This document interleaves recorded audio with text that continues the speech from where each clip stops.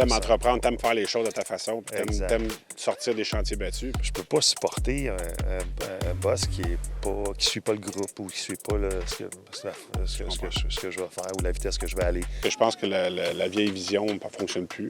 Moi, j'essaie d'amener ça à un autre niveau. D'être un leader pour amener l'équipe à se sentir valorisée dans ce qu'ils font. Salut François. Bonjour. Comment tu vas? Ça va bien, toi? Oui, mais merci d'être venu sur le podcast Coffre-Fort. Hey, ça me fait plaisir. Yes. Écoute, je remarque ça, je me suis pas bien seté, je me suis pas matché avec toi. Non, c'est moi qui ai oublié ma casquette de chasse. Bien, en fait, aujourd'hui, ce que j'aimerais parler avec toi, c'est un peu connaître ton parcours. C'est avoir un peu... Je sais que, première des choses pour dire à nos auditeurs, tu es un entrepreneur québécois. Tu es propriétaire d'Orizo et plusieurs autres entreprises. Exact. Puis moi, ce qui m'intéresse aujourd'hui, c'est de connaître ton parcours. J'aimerais que tu nous parles un peu là, de c'est quoi l'entrepreneuriat pour toi, puis comment ça a commencé. C'est où est-ce que tu as eu ton premier spark à te dire « Hey, moi, je suis quelqu'un d'affaires. Je suis en business. » Exact. Ah, c'est intéressant. Écoute, ça me fait plaisir d'être ici, Denis.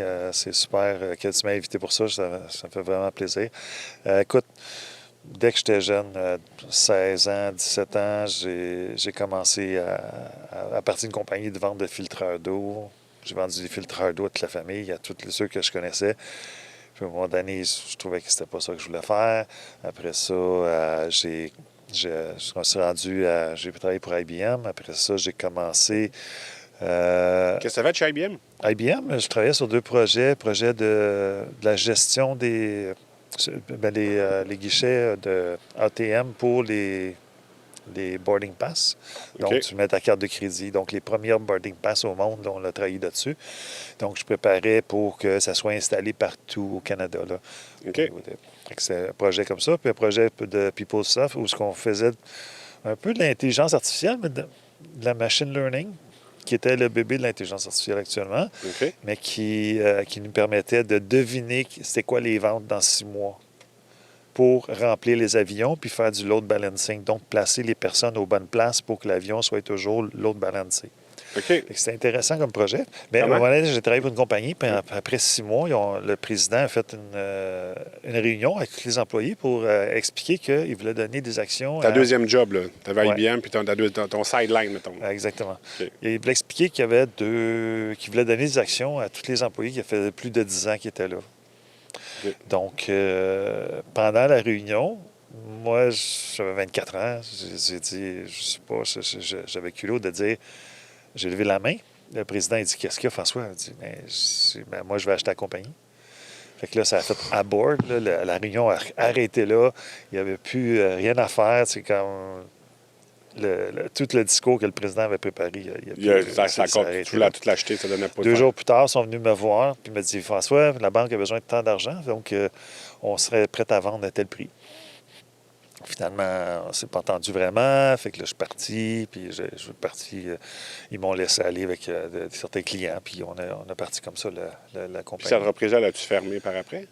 Non, bien, eux autres, ils étaient spécialisés dans un logiciel pour le vote dans une salle de conférence, là, où tu pouvais voter.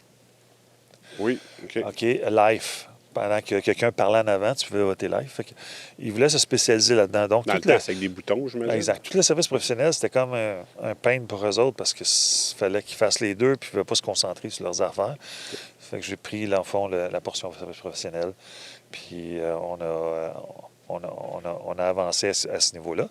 Après ça, pendant que je travaillais chez IBM, on avait la compagnie Orizo, qu'on a parti à Orizo en 1998. Mais Orizo, c'est toi qui l'as fondé, de A à Z. On est cofondateur avec mon associé Gauthier à ce moment-là.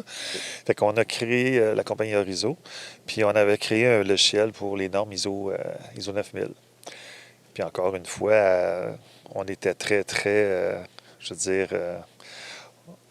comme pas motivé, mais très go-getter, tu sais. Fait qu'on a dit, on est voir la BDC, regardez, on a un logiciel pour ISO 27000, puis ISO 9000. Puis là, la BDC dit, OK, parfait, on aimerait ça embarquer ça dans notre programme, puis vendre ça partout au Canada.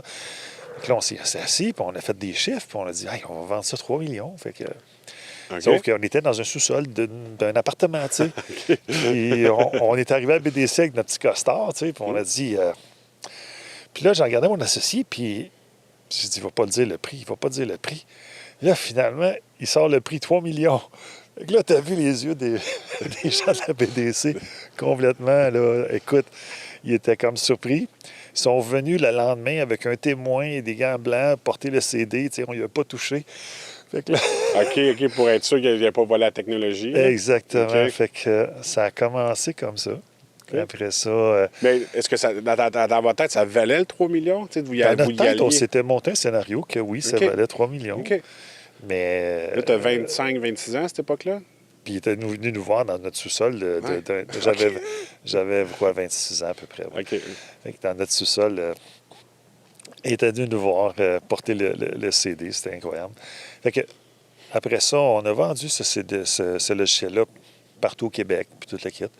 Par après, on avait des techniciens pour aller chez les clients. Puis c'était pas dans notre ADN de dire, OK, on va partir avec une valise, puis avec des outils, puis remplir un camion d'outils, puis tout le kit. Fait qu'on s'est dit, on va centraliser les clients sur un serveur, puis on va les manager à distance. On va tout gérer nos clients à distance. Okay. Fait qu'en 99, avant-gardiste. 2000, on gérait nos clients à distance, à 100 okay. Donc, après ça, en 2004, mon associé est arrivé au bureau. Puis il dit, François, là, il y a des concurrents qui font la même chose que nous autres. Notre recette, c'était de mettre un petit ordinateur Linux, super petit, puis avec peu d'investissement, tu peux te brancher à la centrale, puis la centrale, tu avais tout le système que tu voulais, la puissance que tu voulais. OK. Puis là, il y avait des concurrents qui commençaient à faire la même chose. Il dit, François, il faut trouver d'autres choses. Il y a des concurrents. Là. On n'était pas habitué d'avoir des concurrents parce que c'était innovateur. Fait que là, on a parti un projet. On était dans... le lendemain matin, je suis arrivé. Tout ce temps-là, c'était des projets qui s'autofinancent par rapport au nombre de ventes que vous faites? Exactement. C'est en faisant du service professionnel, on finançait ces projets-là. OK. Mais ça, c'est un piège, ça. Parce que, OK, je vais parler du projet, puis après ça, je vais te parler de la récurrence. Quand tu pars d'un système où ce que tu vends à l'heure, où ce que tu vends des choses, puis tu tombes dans un système à récurrence, là, tu manges une méchante claque entre les deux. OK. Fait que ce qui arrive, c'est que tu te retrouves à dire, OK, moi, je vends des projets. Supposons, je vends un projet de 50 000, tu as l'argent de 50 000 tout de suite. Tu fais ton projet, tu as un autre projet, 50 000, 50 000, Mais quand tu mets en récurrence, là, ton 50 000, c'est comme si tu le mettais sur 3 ans. OK. C'est puissant, la récurrence, mais c'est long à fabriquer. Donc, tu as 3 ans de pain, de misère. Fait que là, tu dis, parfait, ton chiffre d'affaires fait ça. Puis là, tu convertis tous tes clients que tu avais des beaux projets, puis tu le quittes en récurrence. Fait que ça fait boum, ça donne un choc là, terrible. OK. Puis à ce moment-là, là, tu construis ta récurrence. Mais une fois que tu as construit ta récurrence, tu es puissant. Mais tu sais, une compagnie qui n'a pas de récurrence vaut peut-être 50 du chiffre d'affaires, ce qui fait juste du service professionnel. Mais une compagnie de la récurrence va valoir de 3 à 6 fois le chiffre d'affaires. C'est plus puissant, mais c'est plus long à construire. Oui. C'est vraiment... Il faut que tu sois patient. C'est ça. Fait que le cash flow, ça donne un coût. Fait que quand tu pars de vendre le logiciel d'une shot à vendre des logiciels récurrents, mais ça toi, donne un coût. Avant de te lancer dans ce projet-là, où est-ce que, comme tu dis, tu as créé de la récurrence puis tu as pris un step back, mais toi, tes jobs d'avant, tu gagnais très bien ta vie. Tu avais les autres entreprises, tu avais un niveau de vie plus élevé. Là. Très gros salaire. C'est quand je suis parti de très gros salaire à 35 000 par année pour ça donne une claque, oui. En effet, je travaillais chez IBM puis Bell en même temps, fait que j'avais comme un salaire de fou, là. Okay. Fait que je me suis retrouvé à 35 000 par année, mais j'y croyais au projet. Je suis pas capable de travailler pour quelqu'un... Moi, mon ADN, je suis pas capable de travailler pour quelqu'un d'autre ou quelqu'un qui...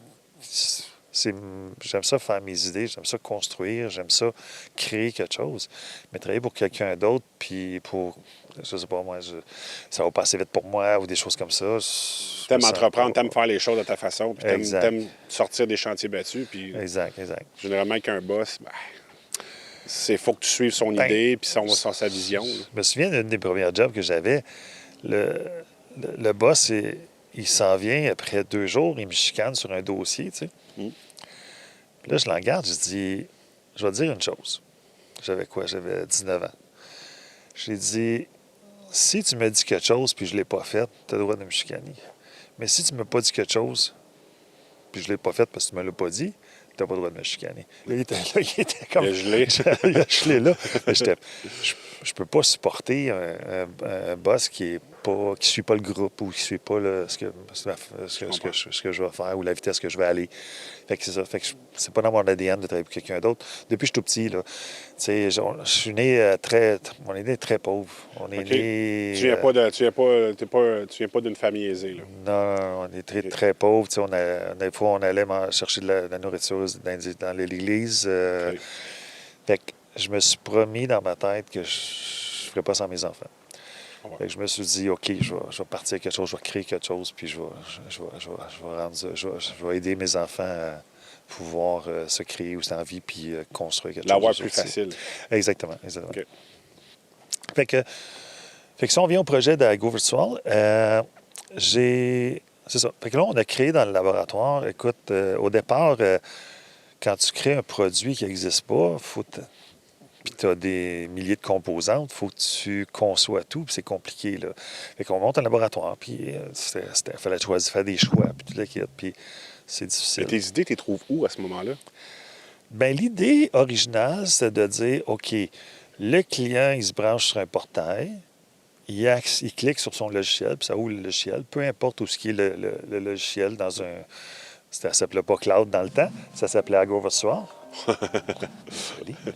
Ça ne s'appelait pas Cloud dans le temps, ça s'appelait Ago Virtual. Fait que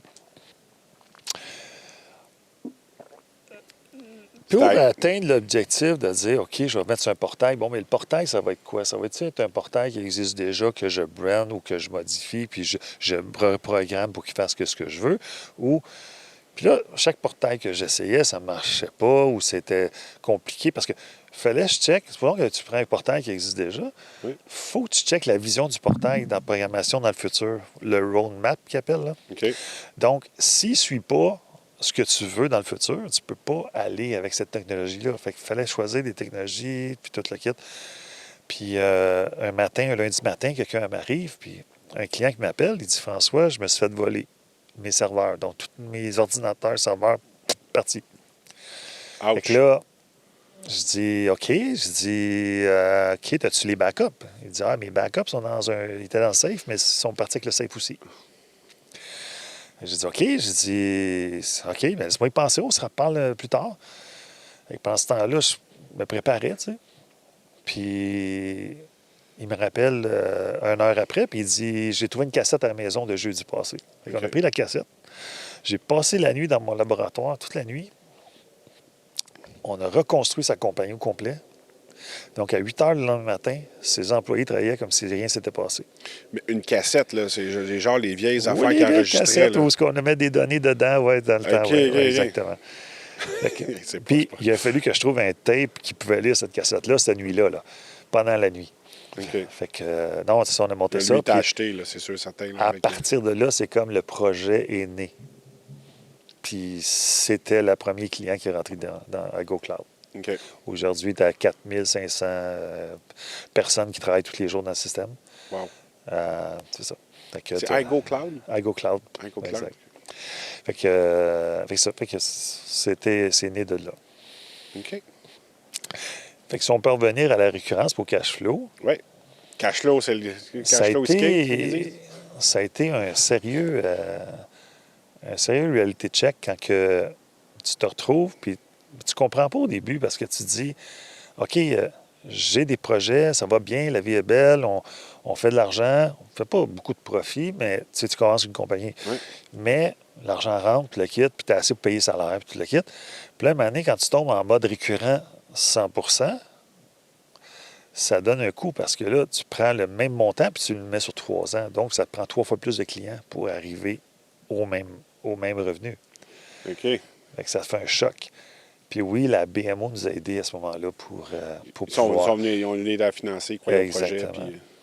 C'est pas évident d'avoir des financements des banques pour certains projets. Non, la BMO et la BDC s'étaient mis ensemble pour pouvoir nous aider. Puis ça avait débloqué, puis ça nous a permis de passer au travers le développement de Ago Cloud et de rentrer des clients à l'intérieur et tout.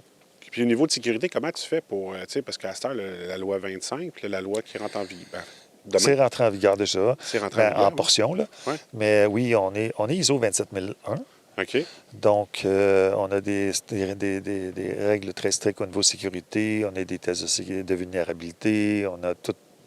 Il y a tous des niveaux de sécurité. Je ne peux pas en parler nécessairement publiquement de qu'est-ce qu'on fait au niveau de sécurité, mais c'est hyper sécuritaire. Là. Parce que, tu sais, depuis... moi, je pense que ça fait longtemps qu'on parle de la sécurité des données, mais là, tu as eu Desjardins, pour ne pas la nommer, qui a eu des gros problèmes 2019, 2020. Ça n'arrête plus, là. Tu peux t'imaginer que ces gens-là ont 1 million d'attaques par jour. Ah, ça, non. Et, je veux dire... C'est exact. Puis quand tu penses pas que ça peut venir de l'interne non plus, qui va sortir une base de données, mais je veux dire, c'est que c'est rendu vraiment, au centre des préoccupations. Moi, je suis un service financier. Exact. On s'en fait parler à tous les jours. À toutes les fois je fais une formation des UFC, la sécurité informatique est toujours là. Peu importe du sujet, on parle du droit, de la finance, du placement, de l'assurance, peu importe, il y a la sécurité informatique qui est dedans. Puis c'est correct. Parce que c'est les données des clients. T'sais, avant, on avait nos papiers dans notre classeur chez nous. Si tu voulais venir les chercher, il fallait que tu te voles dans ma maison. Exactement. À cette heure, n'importe qui, si c'est mal sécurisé, part de son sous-sol, puis il attaque les gens. Les compagnies d'assurance ont des numéros d'assurance sociale. Le numéro d'assurance sociale, c'est le seul numéro que tu ne peux pas changer dans ta vie. Tu peux changer ton permis de conduire, tu peux changer tous les numéros que tu veux. Le numéro social, c'est le seul numéro que tu ne peux pas changer de ta vie, à moins de changer de pays. Sauf que... Puis c'est pour ça qu'aujourd'hui, les technologies, puis... En Europe, ils obligent ça, c'est d'anonymiser les données. Donc, au lieu d'avoir la donnée de la personne, parce que chaque compagnie d'assurance prend les données puis travaille avec pour faire des statistiques puis tout le kit, puis faire des projections et tout. OK? Puis projections avec les actuaires et tout. Mais il faut anonymiser les données pour pas que ça soit... les données personnelles sortent pour pouvoir permettre aux gens de travailler sur des données sans savoir c'est quoi son numéro social, sans savoir c'est quoi son nom. Donc, c'est une clé d'encryption que quand que je me trompe parce que j'avais entendu parler que le blockchain, c'était quelque chose qui pouvait faire, ça? Encrypter une donnée. Puis l'exemple, mettons, as-tu 18 ans, ça te regarde pas, je passe ma carte, le système, il va te dire oui, je l'ai, tu sais. Exemple. C'est bien ça, on peut en parler. Mais ce que je veux dire, moi, c'est que chaque compagnie d'assurance doit sortir de la BD de production qui est sécurisée pour travailler sur la donnée, pour faire des statistiques. OK? Donc, dans la sortie, il faut encrypter, puis il faut changer le nom, toutes les données personnelles par un numéro d'encryption. Fait que ça c'est important qu'ils fassent ça. Mais au niveau du blockchain et tout, ça, c'est une autre affaire, un autre dossier, là. J'ai parti d'une compagnie dans le blockchain aussi. OK. Oui, mais ça, tu m'avais dit que tu avais... Explique-moi un peu encore c'était quoi que tu avais parti, mais je pense que ça n'a pas fonctionné. Je pense qu'il n'y a pas eu un blocage avant que ça rentre à la bourse. En 2017, en juin 2017, j'avais monté un petit système avec mon garçon avec des miners, puis un paquet de fils électriques, tout le kit. Puis un investisseur qui était venu nous voir, puis il dit « Ah, ça m'intéresse, puis vous présenter un groupe d'investisseurs. » OK. Fait que j'ai fait une présentation PowerPoint, puis j'ai mis un miner sur la table avec tous les fils qui dépassent. Là. J'ai fait une présentation PowerPoint, puis après ça, j'ai parti le miner, puis ça fait un bruit de turbine d'avion. Puis les gars ont dit « Écoute, on va t'amener à la bourse en 6 mois. » C'est bon. Je dis OK. T'es motivé? Tu sais, quand c'est un projet que tu fais pour le fun, puis le kit, puis le gars, il dit OK, on va t'amener à la bourse en 6 mois, puis le kit. Fait qu'on a travaillé fort là-dessus. Ça a été un beau projet. On a monté une équipe où on a créé un produit qui automatisait. Il prenait tout le mining qu'on faisait. Oui. On le divisait en mini-portions, puis on revendait des portions de mining. Donc, tu pouvais acheter de la capacité de CPU pour pouvoir... Puis dans ton portefeuille de wallet, on te remettait ta portion que tu avais minée cette journée-là. OK. Donc... ça a été un super projet. Ça se fait, ça, aujourd'hui? Oui, ça a raisé énormément d'argent. On est venu pour aller à la bourse, puis à un moment donné, en janvier 2017, le Bitcoin a crashé. Fait que je sais pas si... Mais tu connais un peu la bourse, là, Danny. Écoute, quand tu arrives avec des chiffres, il faut que tes chiffres tiennent 3 mois, là, parce que c'est des trimestres. Hein? Ouais. Mais les chiffres ne tenaient pas 24 heures. Là, à chaque 24 heures, quand le Bitcoin se met à descendre, il n'y a plus de chiffre qui tient. Là, c'est pas 1% ou 2 là, c'est... Non, c'est comme... Là, tu essaies, tu transfères la mathématique pour que ça marche encore, puis ça marche encore, mais maintenant, tu peux plus, ça marche plus. Non. Fait que là, tu crashes. Fait que là, on est pogné avec plein de miners. Puis on est pogné avec des gens qui ont investi, puis si on laisse continuer ça, ils vont perdre de l'argent. Fait qu'on a réussi à rembourser les investisseurs, OK. nos amis, puis tout le kit. Puis moi, j'ai T'as perdu, perdu combien j'ai là-dedans? perdu 200 000 à peu près. 200 000. Fait que ça a été mon big fuck up, mais l'expérience de connaître ce que c'est à la bourse, de connaître... c'est un autre genre de business. C'est exemple, parce que j'avais parlé au président de Cistrix à un moment donné, puis j'avais dit, écoute, tu peux-tu transférer tes licences en mode location au lieu d'en mode vente? Il dit, je peux pas, François, moi, il faut que je donne des résultats au trimestre. Fait que s'il avait fait en mode location, il y aurait eu le crash que je te parlais tantôt. Puis à la bourse, un crash comme ça, Ça marche pas. tu perds tous les actionnaires, tu perds tout. Fait OK. que, il ne pouvait pas faire ça. Mais aujourd'hui, c'est en mode location, les licences Citrix. Il a réussi à le transformer avec le temps. Il transformait un pourcentage. OK.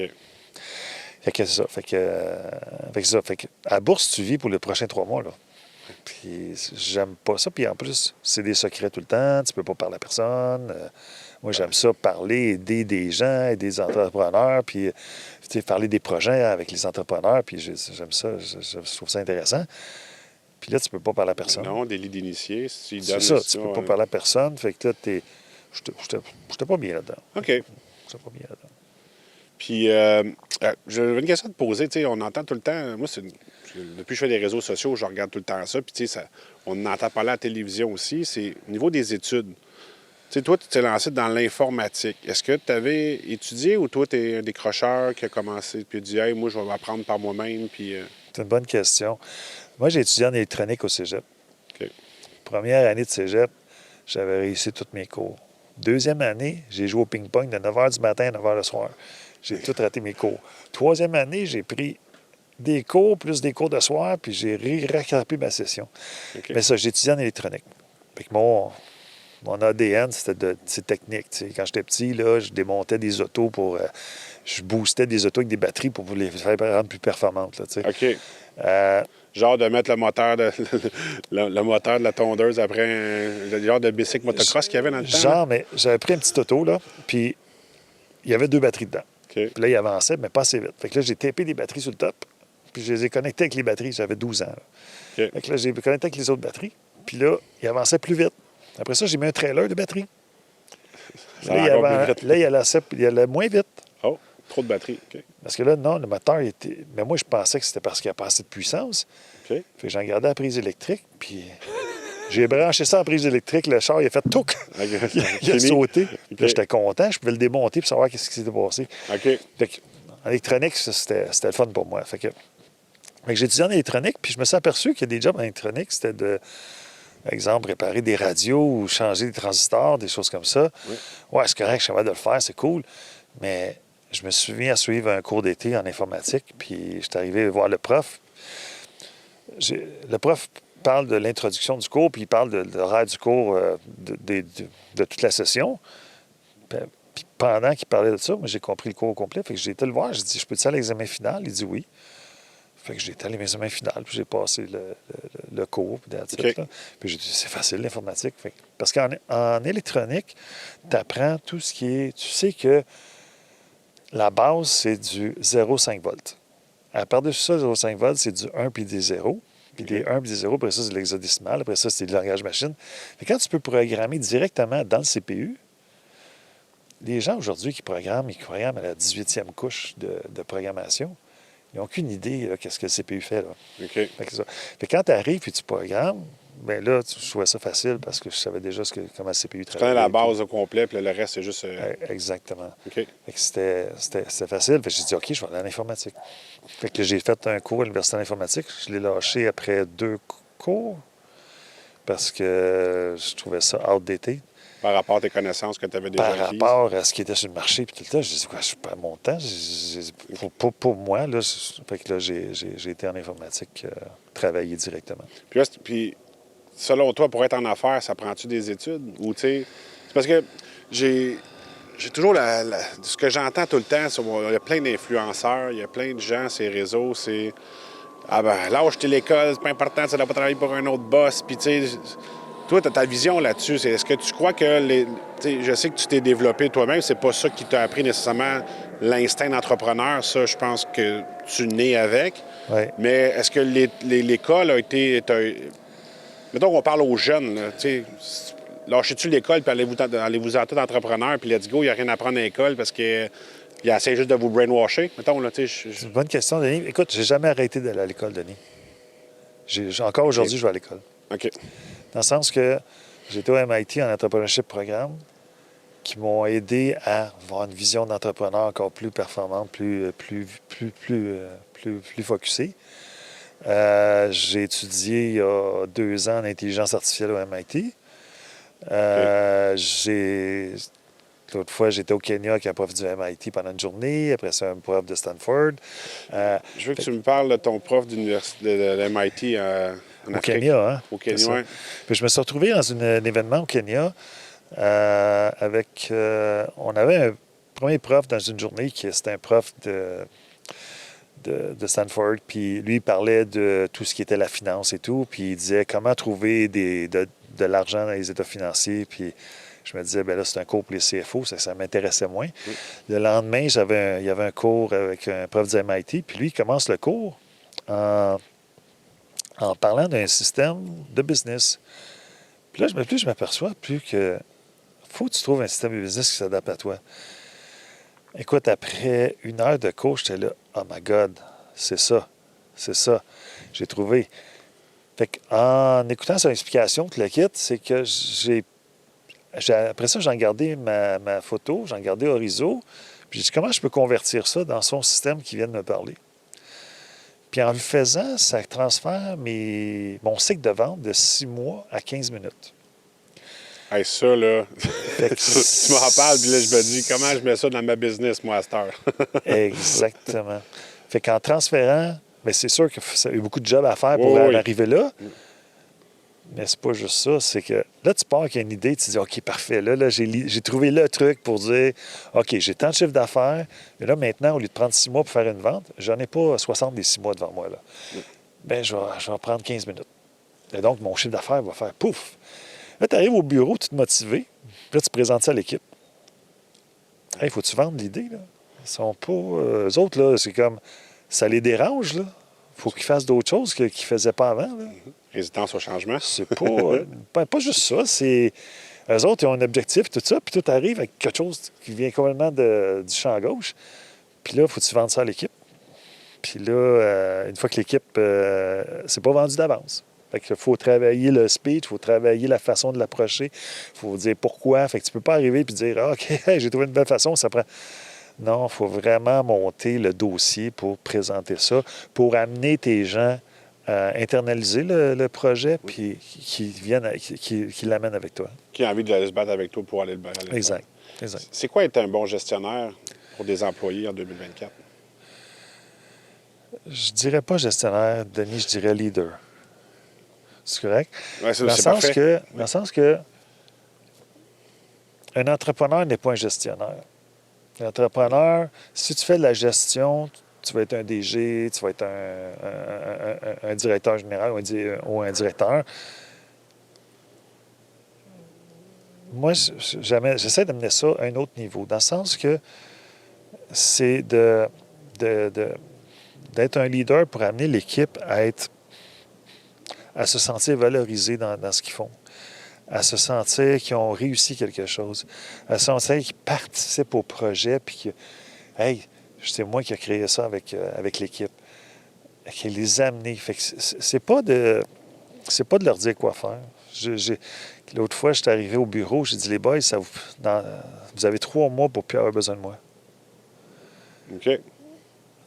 Ça peut faire peur à un employé, mais ça peut challenger un employé pour dire, hey, puis après ça, moi, ma job, c'est la vision. C'est de m'assurer qu'ils ont tout ce qu'il faut pour travailler, puis m'assurer que je les aide à se développer, puis à être plus meilleurs dans ce qu'ils font, puis réaliser qu'ils sont contents d'avoir fait ce qu'ils ont fait. Je comprends. C'est ça la job, d'après moi, de gestionnaire, leader, président d'entreprise. Okay. Bien, je pense que c'est une belle vision, parce que je pense que la vieille vision ne fonctionne plus. Et je te paye, tu es censé me donner telle affaire de produit. Je je mets un intrant, je m'attends à un extrant. Exact. C'est souvent de même que beaucoup de gens vont réfléchir. Moi, j'étais comme ça. Là. Hey, je paye, je m'attends à... Je m'en vais au magasin, moi, j'achète quelque chose et je m'attends à ce qu'on me livre sur pourquoi je paye, mais un employé, c'est pas ça, c'est un être humain, c'est quelqu'un que... C'est pas ce genre d'employé que je veux. C'est pas un genre d'employé qui va attendre le matin d'avoir son ticket de job puis faire ce qu'il a à faire. Moi, je veux travailler avec des personnes qui sont passionnées. Je veux travailler avec des personnes qui veulent réaliser quelque chose. Je veux travailler avec des personnes qui veulent faire partie d'un projet plus grand que chacun de soi. Tu vois, je les ai amenés tous à Pointe-Tacana il y a 2 semaines. OK? On a passé une semaine là-bas. Ça a été génial. On a fait du team building. On a fait des réunions. C'était chaque département. Mais à la fin de la semaine, là, c'était rendu une équipe. Wow. Fait que chaque département avait présenté sa projet puis où il s'en allait dans les 2 prochaines années. Mais à la fin, là, la dernière meeting, là, les gens parlaient d'une équipe. Puis ça, j'étais fier de ça. Vous êtes une équipe de combien ici? Pour Orizo, on est à peu près une vingtaine. Mais dans tout l'ensemble, c'est peut-être 50, 60. Là. OK. C'est quand même quelque chose d'emmener les... toute la gang a voulu venir. Tu as reçu ta gang puis tout ça, puis vous avez été capable de... En fait, je veux emmener, c'est tes projets. Quand tu as une nouvelle idée de projet, s'il n'y a pas de cohésion dans l'équipe comme tu as monté, bien, c'est plus dur à amener, je pense, une nouvelle idée, un nouveau projet, Exactement. parce que tout le monde sait la couverte de son bord. Il va être je ne dis pas tout le monde, mais il y a un risque qu'ils ne voient pas le but d'ensemble et qu'ils voient juste le but de leur département. Exact. Puis, tu sais, dans le business, chaque personne, même moi, je fais des erreurs. Tout le monde fait des erreurs. Là. Puis, faut que ce soit une safe pace. Faut que tu puisses dire, hey, j'ai fait ce gaffe-là, les boys, pouvez-vous m'aider? Puis, on se met ensemble, puis on aide chacun de l'équipe. Là, fait que c'est important. Comme je te dis, c'est un projet, c'est une passion. Fait que les gens n'ont pas peur de dire, écoute, j'aurais dû mettre telle affaire, puis c'est beau, c'est pas de problème, on va le faire la prochaine fois, on va s'en souvenir, on le met dans ISO 27001, puis on met la structure, puis la prochaine fois, tout le monde va suivre ça. Fait que, non, ça prend... c'est ça. Fait que c'est mon style de gestion, c'est de gérer par le... J'ai un objectif, j'ai un gros objectif. Ouais. On divise ça par des objectifs d'équipe. Méthode min-max. Puis, hein? La méthode min-max, un peu. Ça se peut. Mais moi, pourvu que j'atteigne mon gros objectif, là, je suis content. Mais tu le compartimentes pour que la bouchée soit plus petite. Pour chaque groupe, exactement. Puis là, on est en train de monter un système.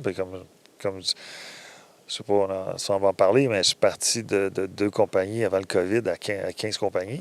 Fait que là, on va monter un système qui va dire, OK, on va faire un objectif global des 15 compagnies où on s'en va là. Fait que chaque compagnie a son imputabilité pour donner ses résultats. OK. Puis là, au niveau de structure d'entreprise, tu avais 2, tu es rendu à 15. C'est ça. T'es-tu bien organisé là-dedans, dans c'est tes ça. structures? J'ai engagé un stratège actuellement d'entreprise. OK. La première chose qu'il m'a dit, François, il dit, une compagnie qui n'est pas organisée, là, peut arriver à passer à 100 millions, 200 millions. Mais une compagnie qui est organisée va y arriver. Je comprends. Mais c'est très rare, une compagnie qui n'est pas organisée.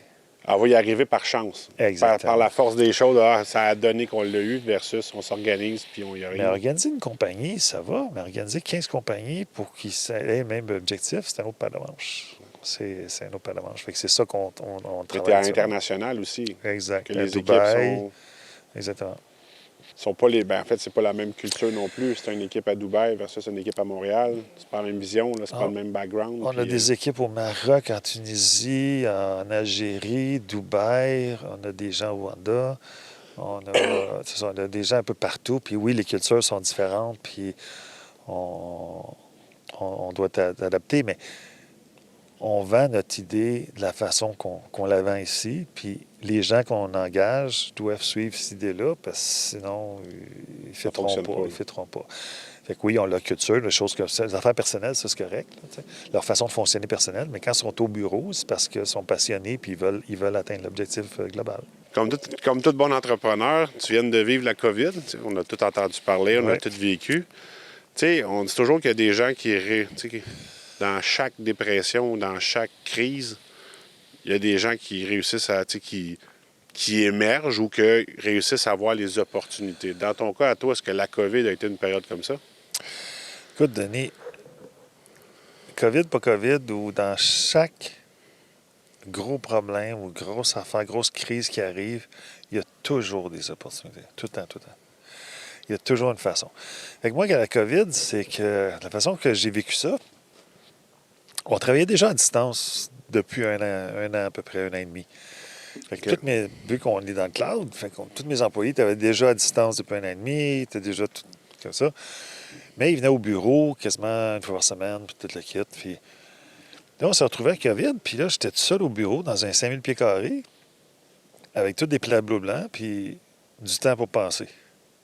Fait que là, tu te dis, voyons non.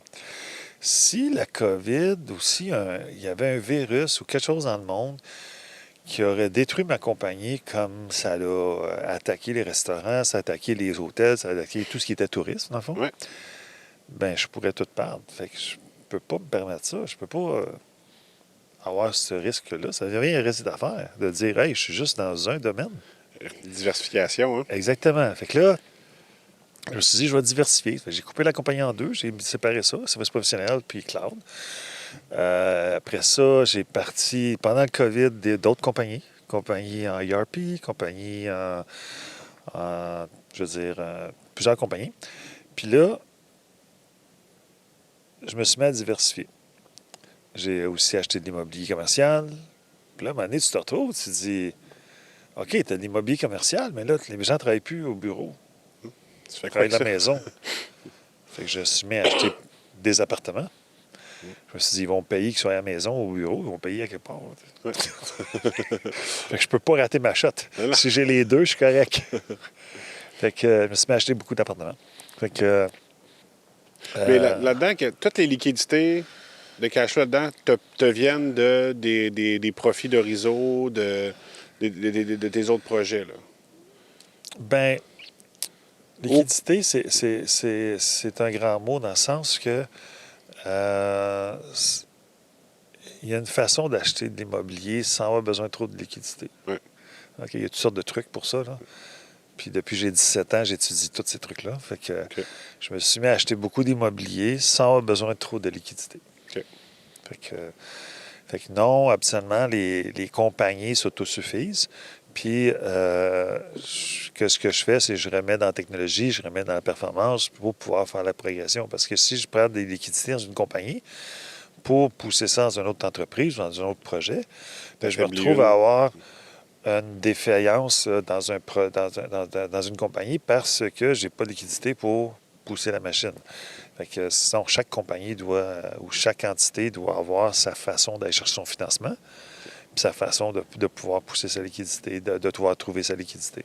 Mais est-ce que chaque entreprise, puis là, tu es passé de 2 entreprises à autour de 15 idées d'entreprise, est-ce que tu as un chef dans chaque entreprise? Exactement. Dans certaines entreprises, un leader dans chaque entreprise? Un leader. Des fois, c'est un actionnaire. Des fois, c'est un directeur général qui n'est pas actionnaire. Okay. Mais oui, j'ai un leader dans chaque entreprise. OK. Puis toi, quand tu gères l'équipe, tu gères chacun des leaders, puis eux poussent à l'équipe, ou l'équipe aussi est là quand que... Exactement. Ma job, c'est d'aider, de coacher mes leaders, dans le fond. Okay. À devenir meilleurs, puis à devenir ce qu'ils veulent avoir, puis à atteindre leurs objectifs. Je sais que tu voyages beaucoup, parce que souvent, quand je t'appelle, on se parle, je suis en Afrique, je suis en Asie, pas en Asie, à date, là, tu à Dubaï, en Afrique, Dubaï, l'Amérique du Sud, acheter à Miami, ou... Exactement. Qu'est-ce que ça t'apporte, de ces voyages-là? C'est... Le COVID aussi m'a amené à dire... Tu sais, quand on était bloqué de voyager, pogné dans un appartement, tu te dis, hey, il n'y a pas tant d'années que ça qui reste là. Puis je veux connaître, moi, dans mes objectifs de vie, c'est de connaître les cultures, connaître la façon dont ça fonctionne dans un autre pays. Par exemple, les besoins d'un autre pays, les solutions sont ici. Les besoins d'ici, les solutions sont dans un autre pays. Fait qu'en faisant ça, je me retrouve à avoir comme plein d'idées. Je me ressource d'idées. Je me ressource aussi au niveau des cultures. Puis, tu sais, j'ai des conférences que je pourrais être parti 12 mois par année.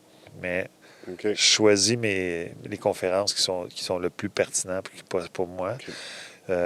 J'ai des opportunités qui pourraient partir des compagnies partout dans le monde. Là. Les opportunités, il y en a tout le temps. OK. Un moment donné, je suis arrivé. Écoute, Denis, c'était drôle. Tu sais, tu vas dans un pays, puis là, la personne traverse le pays au complet pour te parler de son idée, là, c'est parce qu'elle veut vendre l'idée. Là. Ouais. Puis là, tu dis, tu as juste à dire, écoute, c'est une bonne idée ton affaire. Mais parce que tu as dit c'est une bonne idée, pour lui, là, hey, tu veux investir, là. Là, je me suis retrouvé à tomber malade parce que j'avais trop de suivi à faire d'idées de d'autres personnes. OK. Tu avais trop d'idées, tu avais trop d'opportunités, en fait. Là. C'est ça. Donc là, je me suis arrivé dans mon bureau, mes tableaux blancs, j'adore mes tableaux blancs. OK. J'ai mis toutes les idées puis les projets que j'avais des suivis à faire avec des équipes au Cameroun, un peu partout. J'ai tout mis ça sur le tableau. J'en avais 20. J'ai dit, il faut que je finisse la journée avec 2. OK. Fait que quand je barrais un projet, il fallait que j'appelle l'équipe là-bas. Je dis, je peux pas faire ton projet de guichet pour, par exemple, c'est un projet pour, en ce moment, au Cameroun, tu as des personnes à toutes les 500 mètres que tu arrives avec ton téléphone, tu lui donnes de l'argent, puis il met des points sur ton téléphone, puis là, tu peux acheter tes affaires, ta commande avec ça, puis toute la kit. OK. Mais au lieu de ça, j'aurais mis des guichets.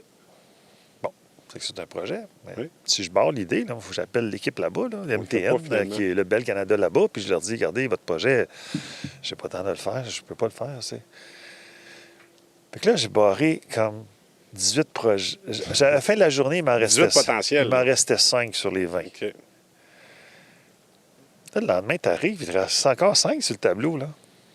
Puis, tu as déjà 10 compagnies. Fait que là, ce qui arrive, c'est que j'ai fini par éliminer les 5. OK. Tu n'as pas regardé aucune, finalement? Aucune, finalement. OK. Pourquoi? Puis aujourd'hui, je comprends pourquoi.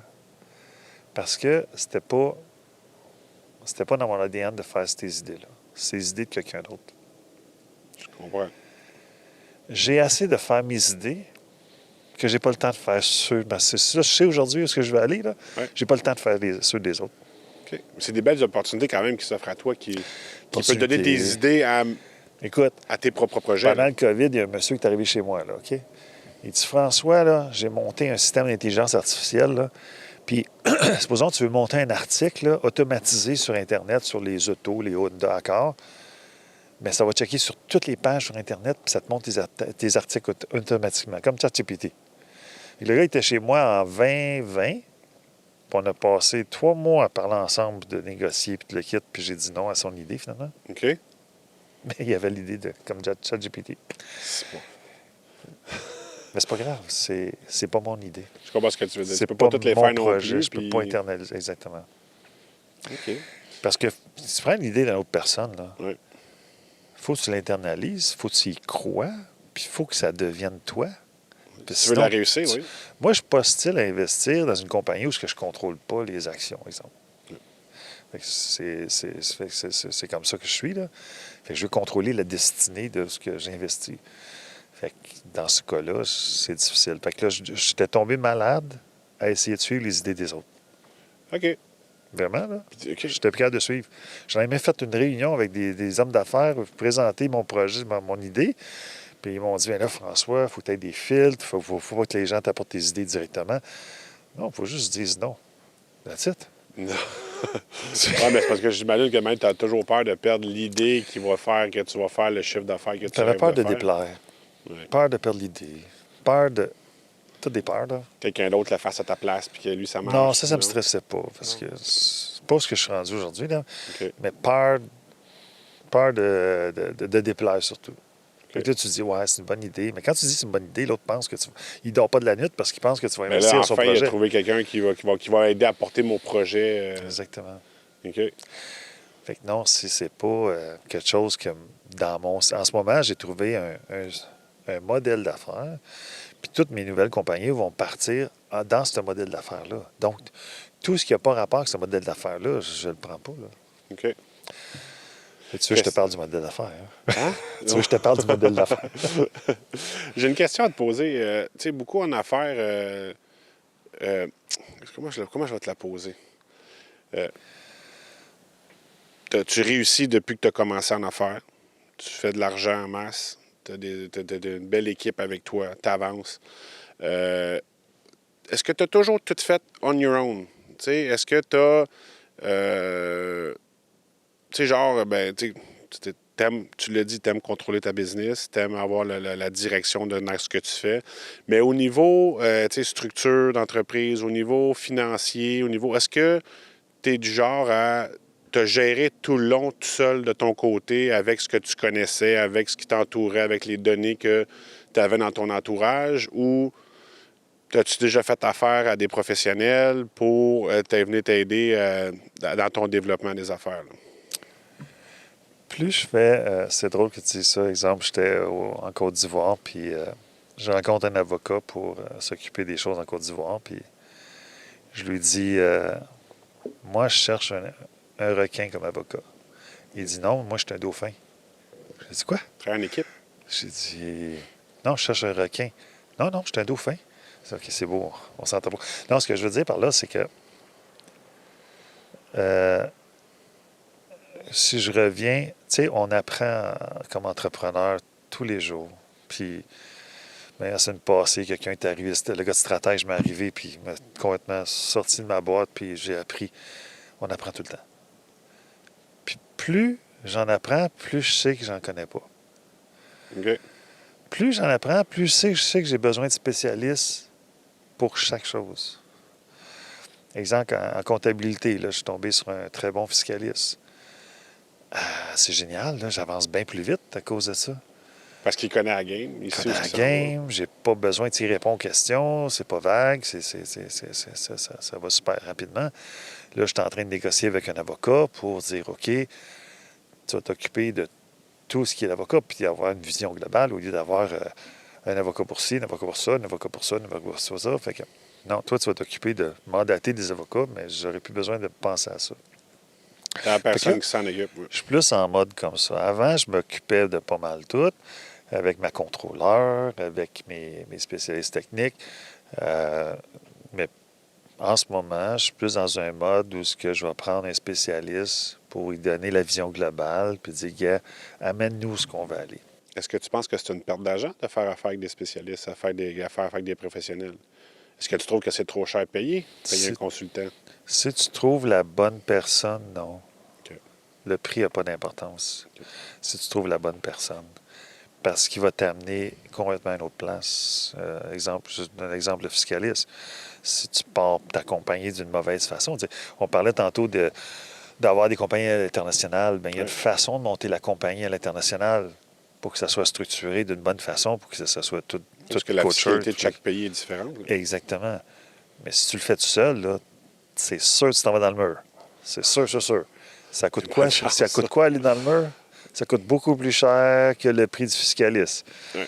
Fait que, non, autant que dans mon équipe, chaque personne est spécialisée dans ce qu'il fait, puis il est le meilleur ce qu'il fait, que j'ai pousse à se faire former, tout le kit, puis tout ça. Ouais. Autant que, exemple, comme toi, Denis, tu es super bon à verbaliser de tout ce qui est gestion de portefeuille et tout ça. Puis c'est pour ça que je dis aujourd'hui, là, j'ai adoré la façon que tu parles de ça, puis la façon comment c'est clair la façon que tu fais. Oui, c'est de trouver les bons spécialistes, de s'entourer des bonnes personnes. Puis avec les bonnes personnes, tu vas plus loin. Puis t'évites de faire les erreurs ou t'évites de faire beaucoup de choses qui coûtent beaucoup plus cher. Est-ce que tu l'as vu de ton vécu, ça? Oui. Parce que j'ai... moi, ça fait 14 ans que je fais ce que je fais. J'accompagne des entrepreneurs. Puis j'ai encore des fois, quand tu parles avec le beau-frère ou tu parles avec les gens à côté, ça coûte trop cher. Puis tu essaies d'expliquer aux gens que, ouais, mais je vais t'empêcher de faire des erreurs qui vont te coûter pas mal plus cher que mes honoraires. En ce moment, ces réseaux sociaux, tout le monde démonise les frais de gestion. Ah, là, parce que, mettons, la mathématique, là, tout le monde est capable de la faire. Puis moi, quand je l'écoute, à toutes les fois, c'est correct, là, je vis bien avec ça, ça fait partie de la game. Mais là, si tu regardes le meilleur des gestionnaires de portefeuille, là, lui, il charge 1,5 %, puis là, si tu payes un FNB, 0,25, c'est 40 ans, le FNB, il a fait, de quoi de payer un gestionnaire?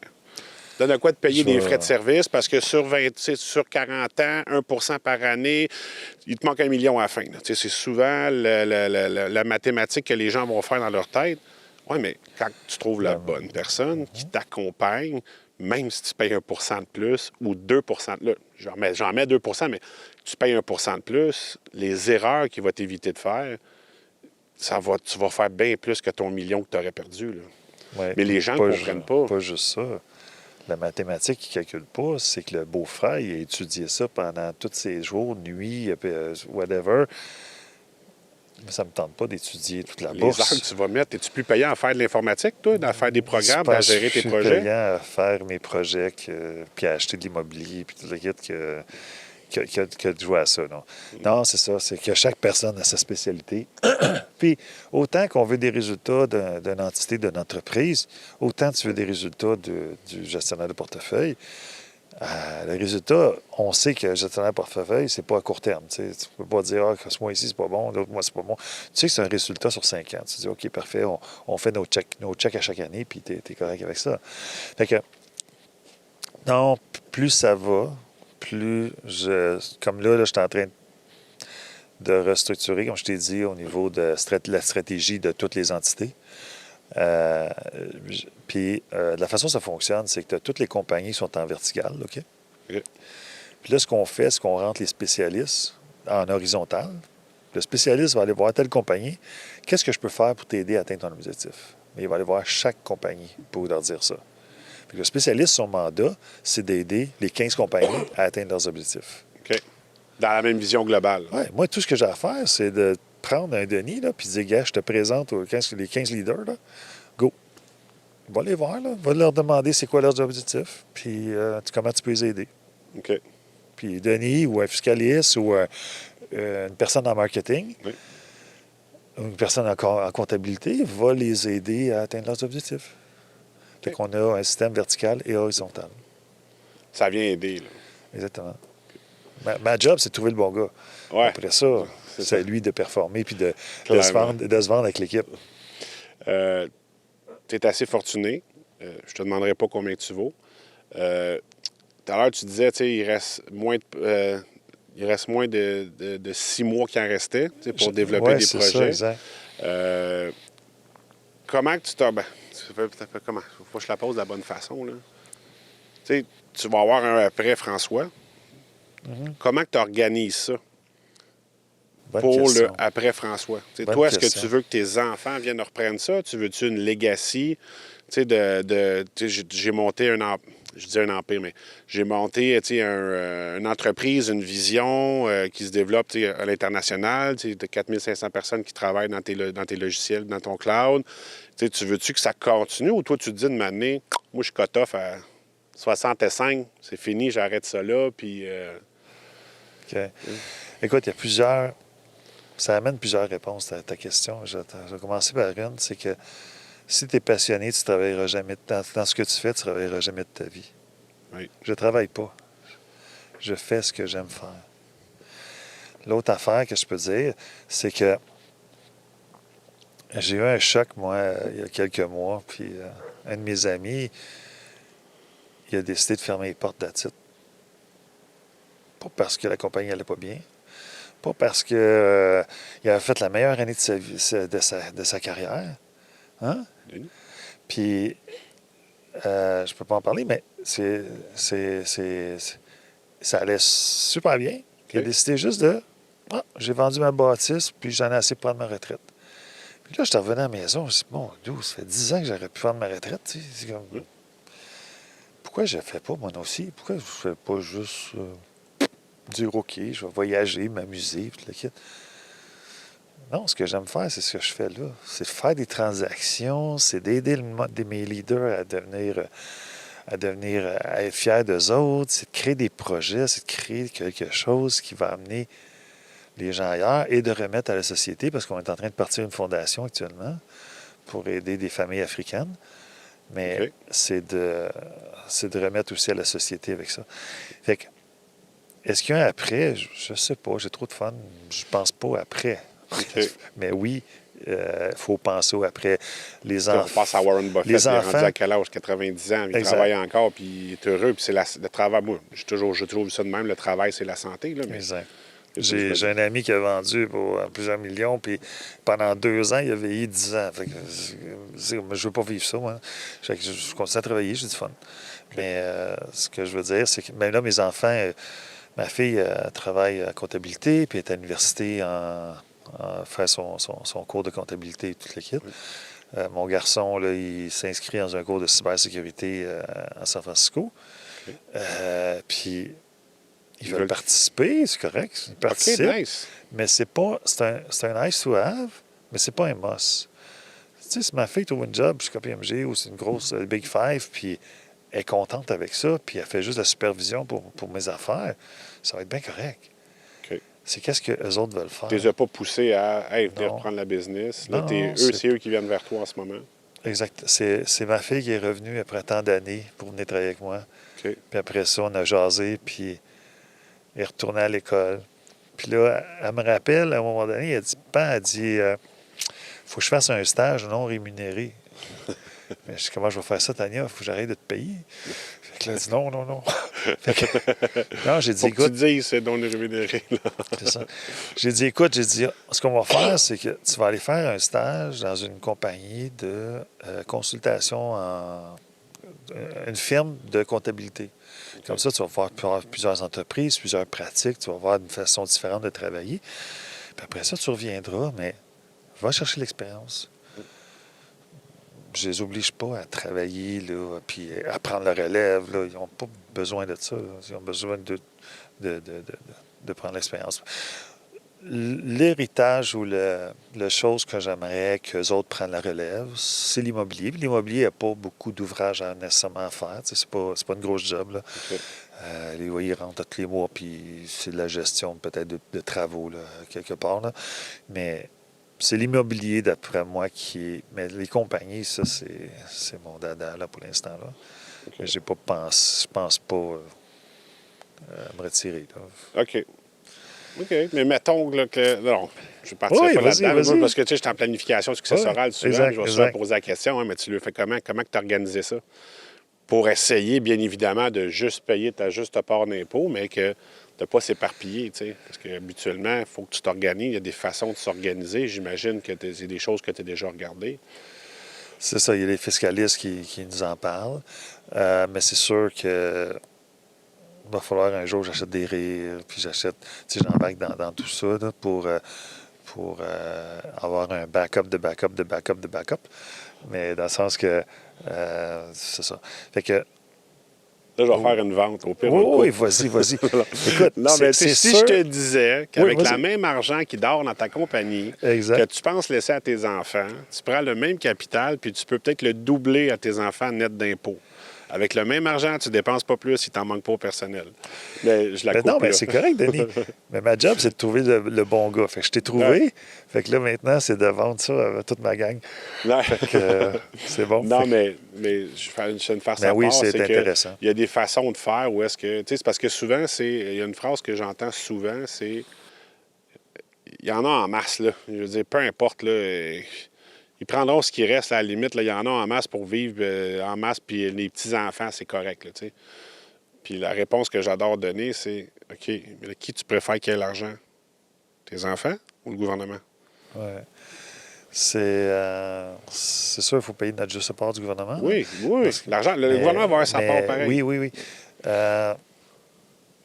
Comment je veux dire donc? C'est sûr, Denis. Tu sais, le temps avance. On s'imagine jamais qu'on va arrêter, mais maintenant, on va arrêter.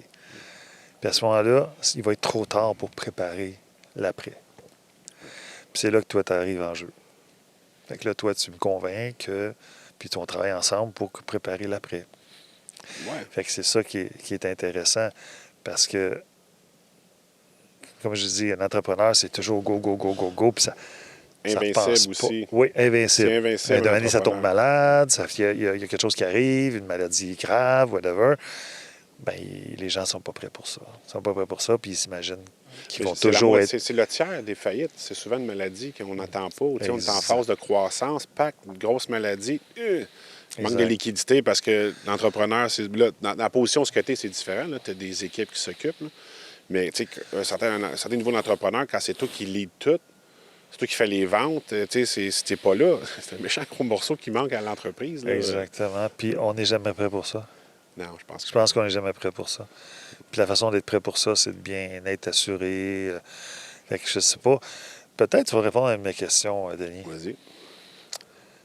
Combien de pourcentage qu'on doit investir dans l'après? En fait, c'est de calculer combien on a de besoin pour le présent, OK. combien qu'on pense avoir besoin avec notre style de vie, puis qu'est-ce qu'on pense laisser.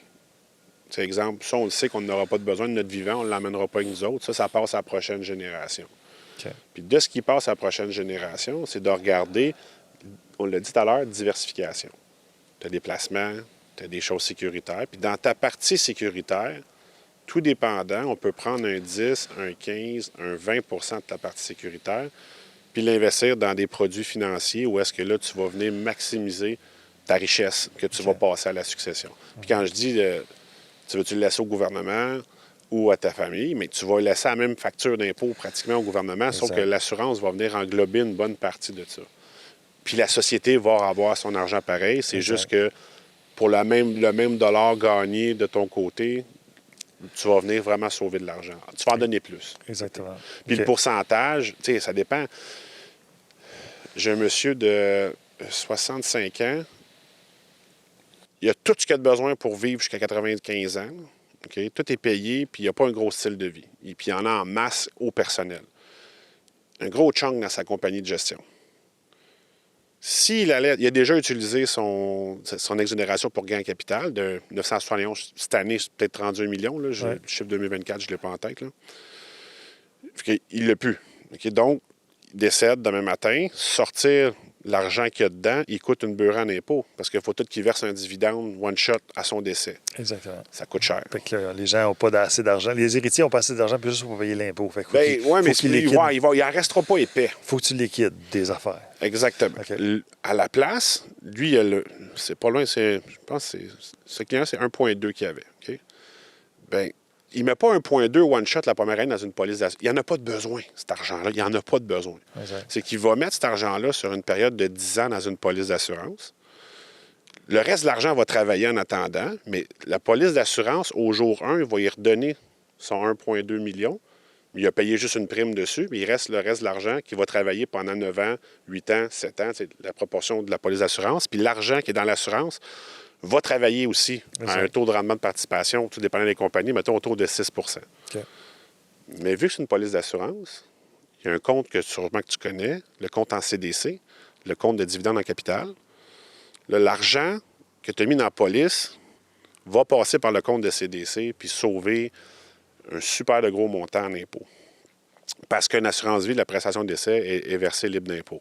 Il y a un calcul à faire avec le CDC, des termes techniques, le CBR, mais c'est une façon de passer de l'argent en ayant moins d'impôts à payer puis en augmentant le capital. Parce qu'il y a une assurance qui a une plus-value à l'argent que tu as mis dedans.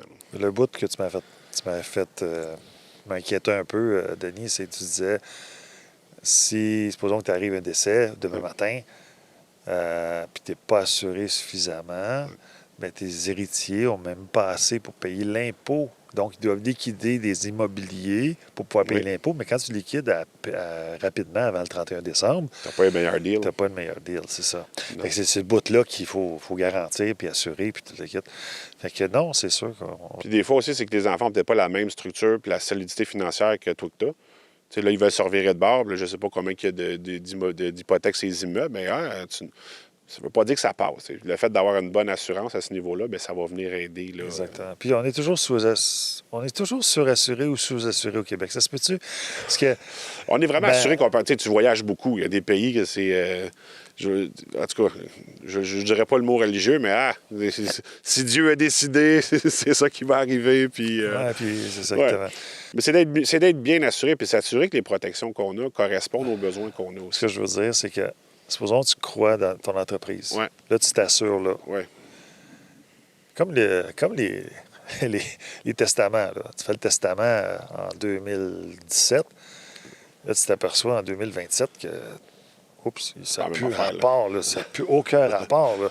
Ce que tu avais décidé de donner à ton enfant à 20 ans, 23 ans, il est rendu à 33 ans, ça ne marche plus. Là. Ouais. Fait que même chose pour l'assurance, c'est Ouais. que tu t'assures, puis là, tu penses que c'est bon pour...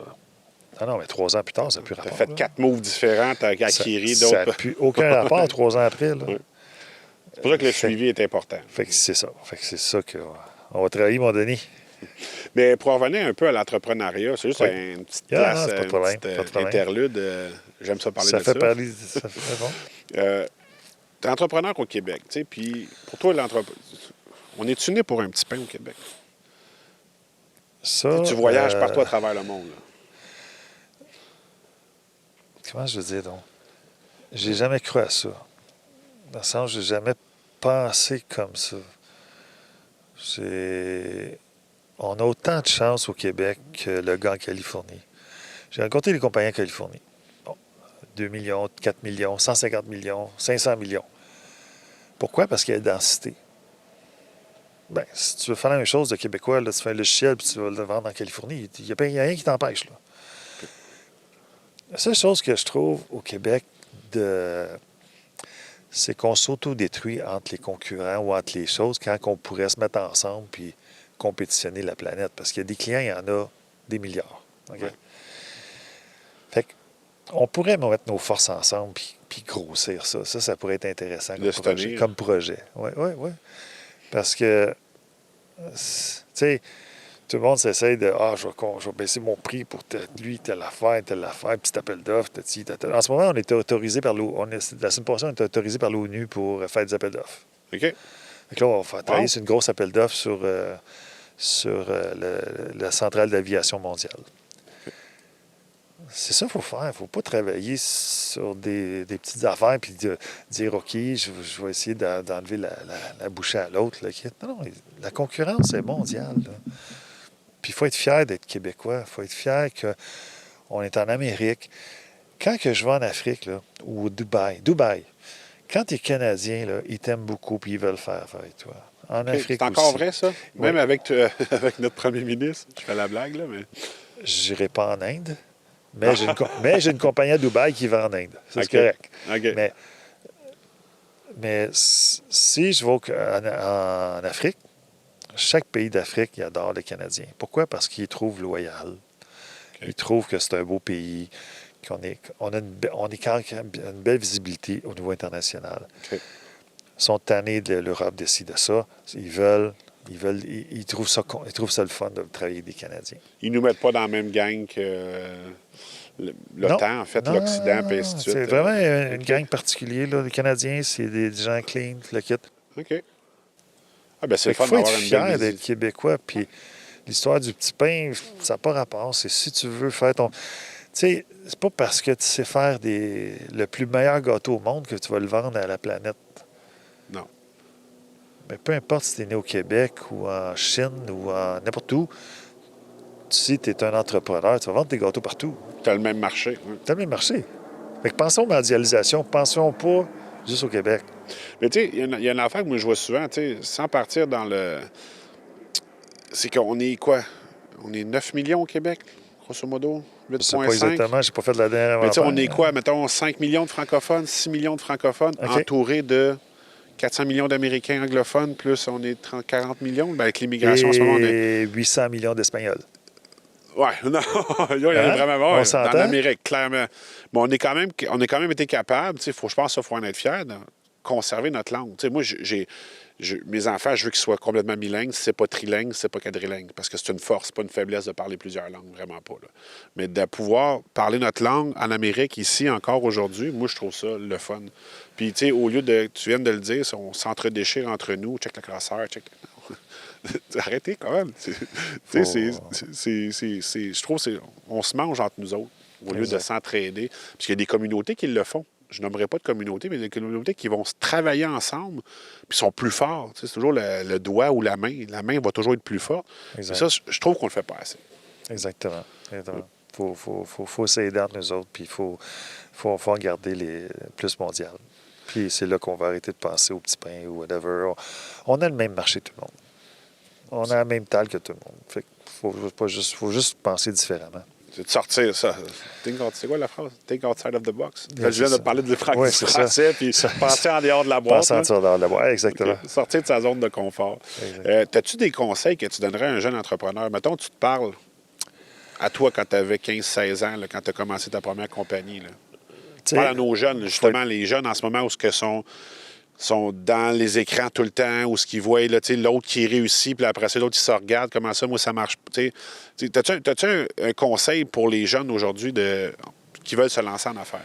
Les jeunes aujourd'hui ont des opportunités incroyables qu'on n'avait pas dans le temps. Dans le sens que tu as une application, tu peux devenir worldwide instantané.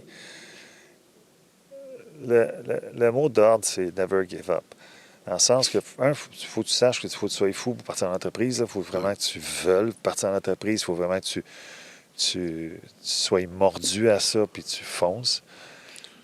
Puis il y avait une compagnie minière dans le nord du Québec qui avait... Le gars, il a acheté tout ce qu'il fallait pour creuser. Il savait qu'il y avait de l'or là. Il a creusé. Il n'a jamais trouvé le filon d'or. Et il a perdu tout son argent. Puis, un moment donné, il s'est réveillé le matin, il ne pouvait même plus creuser. Il a vendu son équipement, puis la compagnie qui a acheté ça a creusé, a trouvé le filon d'or un pied plus loin. Arc. OK? Mais ça m'est arrivé en business. Tu fonces, puis à un moment donné, tu as un mur, là, tu vas te coucher. Le lendemain matin, tu te réveilles, puis tabarnouche, puis là, ça marche. Tu as l'idée de comment passer à travers ce mur-là. Même s'il y a un tableau là-dessus, je te l'enverrai là, sur le matin, tu te réveilles. Ça va être une belle journée. Après ça, non, je t'emmerde. Puis après ça, oui, je vais réussir. Je suis le meilleur au monde. Puis après ça, non, il n'y a plus rien qui marche. Je suis en train de tout perdre. Puis après ça, c'est une journée d'entrepreneur. C'est le fun de savoir qu'on n'est pas les seuls là-dedans. Puis c'est la journée d'un entrepreneur. Là. Tu fonces. Puis si tu crois vraiment à ton idée, parce que si tu n'y crois pas, c'est sûr que tu vas abandonner. Mais si tu y crois vraiment à ton idée, puis si, supposons que ton idée ne marche pas, parce qu'une idée, ça vaut 0, OK? C'est comment tu connectes l'idée au client pour générer une transaction. Mais l'idée toute seule, là, ça vaut 0. Comment que tu vas y vendre? Exactement. Fait que si, supposons que tu as rushé, puis ton idée ou ton projet n'a pas marché, t'en fais un autre. Ton expérience que tu as accumulée pour arriver là, et là, elle va rester avec toi pour le prochain projet. Là. Puis tu vas toujours apprendre. Puis continue à apprendre.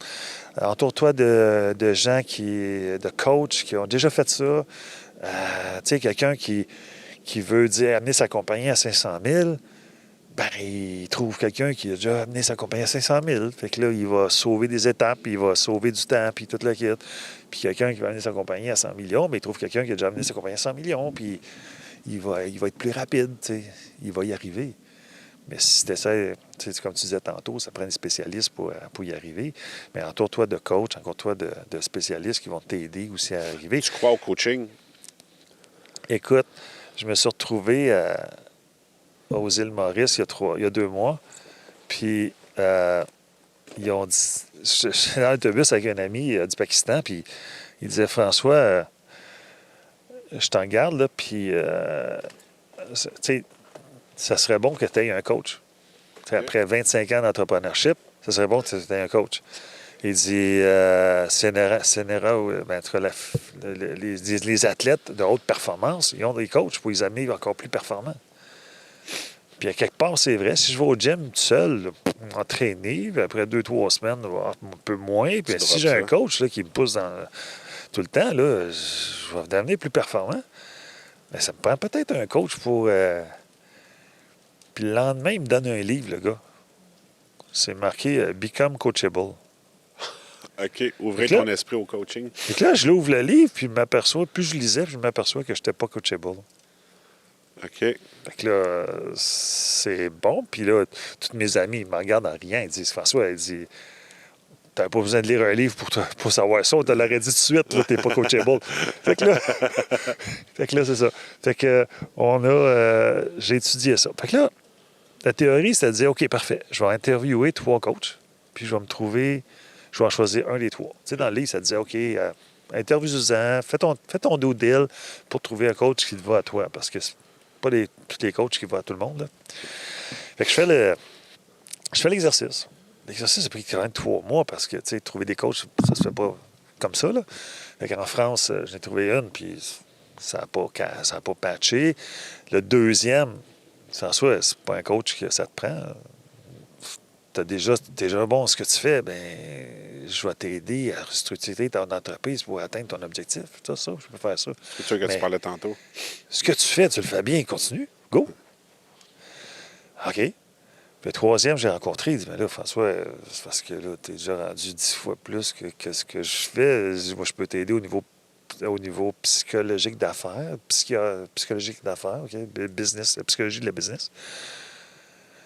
Et finalement, j'ai pris le deuxième, puis on organise une stratégie d'entreprise où on va amener ça à l'objectif qu'on veut. Okay. Mais c'est ça. Fait que ça a été une drôle d'exercice de vouloir trouver un coach. Oui, c'est pas facile, c'est de trouver le bon aussi. C'est ça qui est le plus difficile. Je dis ça parce qu'au Québec, en ce moment, c'est une business, le coaching, là. Complètement. Là. Et tu as les 2 volets aussi qu'il ne faut pas négliger. Les gens mélangent un peu des fois, mais tu as le coaching et puis tu as le mentorat. OK. C'est quoi la différence que tu fais entre les deux? Le coaching, ça va te permettre de dire, OK, corrige ça, tatati, tatata, puis il y a telle affaire que tes employés te voient de telle façon, mais tu devrais peut-être changer un peu ton discours pour arriver à ce que tes employés te suivent plus, OK? Ça, c'est le coaching. Le mentorat, c'est, comme je disais tantôt, quelqu'un qui a déjà fait déjà amené une compagnie à 100 millions, bien là, il va être ton mentor de dire, ou quelqu'un qui a dit, t'es pas bon en marketing. Moi, je suis pourri en marketing, là. Fait que c'était de dire, OK, je vais trouver un mentor qui a déjà implanté du marketing, puis parle de marketing et amener sa compagnie beaucoup plus haut. Okay. Fait que c'est de dire, d'aller chercher quelqu'un qui l'a déjà fait. Je comprends. Fait que c'est ça la différence entre un coach. Un coach n'a pas nécessairement fait, mais il va te coacher. Il sait comment te pousser à le faire. Pour le faire. OK. Mentor, il l'a fait. Suis-moi, mon grand. Il va te montrer comment ça marche. Mais mon stratège que j'ai engagé là, il me regarde, il dit, François, ça ne me donne rien de te coacher pour faire que tu fasses des choses que tu n'aimes pas faire. Il dit, non. Il dit, ce que tu n'aimes pas faire, on va le faire faire par quelqu'un d'autre. Mais fais ce que tu fais, continue à le faire comme il faut. Mais ça. Comment tu décides? Tu sais, moi, mon premier coach, c'est... en fait, moi, mentor coach, là. Tu sais, il y a comme il dit, t'as 4, t'as le carré rouge, t'as le carré jaune, t'as le carré vert pâle, puis t'as le carré vert foncé. Okay. En gros, ce que t'aimes pas, puis ce que t'es pas bon dedans, ce que ça te dérange, tu sais, ce que t'es pas vraiment bon, délègue, mais c'est souvent, c'est que ces tâches-là que t'aimes pas, mais il n'y a pas personne. C'est dur de trouver la personne qui va triper à faire cette tâche-là. En tout cas, dans mon domaine, c'est plus difficile. Je pense pas. Non? Non. Il y a des gens, exemple, juste des cold calls. Ouais. Les gens détestent ça, faire des cold calls. Ouais. 90% du monde que je vois, ils détestent ça, faire des cold calls. Mais j'ai trouvé des gens qui sont passionnés à faire des cold calls. Je n'ai pas de cold call dans Horizo, là, dans ma compagnie, mais je parle, il y a des gens qui sont vraiment passionnés. Ils aiment ça entendre un non, parce qu'un non, c'est... Déclenche la conversation. Exactement. Ouais. Bien, tu en as dans tous les domaines des passionnés pour faire ce que tu n'aimes pas. C'est vrai. La comptabilité, c'est pas que ça ne me passionne pas, mais il y a des passionnés en comptabilité, des passionnés en fiscalité, il y a des passionnés à faire ce que tu fais. Toi, exemple, ceux qui gèrent les assurances, my God, toute la conformité des assurances. Oui. Le gars, il est arrivé au bureau, là. Au départ, il avait au bureau avec des documents comme ça. À la fin, après 20 ans, là, il est arrivé au bureau avec une mallette et des roulettes en dessous, là, tellement qu'il y avait de la conformité, puis il me faisait signer des papiers à chaque fois, puis tout le kit. Il aimait ça faire ça, lui. Ouais. Moi, j'aime pas ça faire ça. Fait que oui, à quelque part, trouve toujours ta zone. Ah oui, j'ai une autre affaire que je voulais compter, si ça te tente. Oui, vas-y. Il y a un été que j'ai été rencontrer celui qui entraîne les champions olympiques aux États-Unis pour le 100 mètres. OK, les sprinteurs. OK. Exact. Puis il expliquait que pour un coureur ou pour une entreprise, pour atteindre la performance maximum, il faut que tu trouves l'équilibre entre le déséquilibre et l'équilibre. Ça veut dire qu'il faut que le coureur se penche au moment où il vient pour tomber, il faut qu'il pèse assez sur le champignon, il faut qu'il avance pour se garder vraiment dans cette zone-là de déséquilibre. OK. Fait que pour une compagnie, c'est la même chose. Si une compagnie est trop relaxe, elle n'avance pas. Non. Si une compagnie roule comme un malade, elle va tomber. Oui. Mais si tu trouves le point d'équilibre, où ce que tu vas avoir la performance est ultime, c'est là que ta compagnie va avancer. Ben, ça fait vraiment du sens, là. Puis ta Fait courbe que, de croissance. je trouvais ça intéressant. Comme, OK. Ouais. Wow. OK. Fait qu'un dernier conseil en finissant, quelque chose que tu aimerais dire? J'aimerais dire, écoute, tout ce que j'ai fait toutes les années, ça se fait pas tout seul. Je remercie en premier ma famille, mes enfants, de m'avoir supporté là-dedans. Je remercie mes directeurs, mes associés, tous ceux avec qui je travaille, les employés. C'est ensemble qu'on crée le futur, puis on crée où on veut aller. Fait que je remercie beaucoup tout le monde. Nice. Ben, merci beaucoup, François Michaud, d'avoir participé à mon Ça fait podcast. plaisir. Puis on se revoit bientôt. Merci, Denis. Salut, François. Bye bye.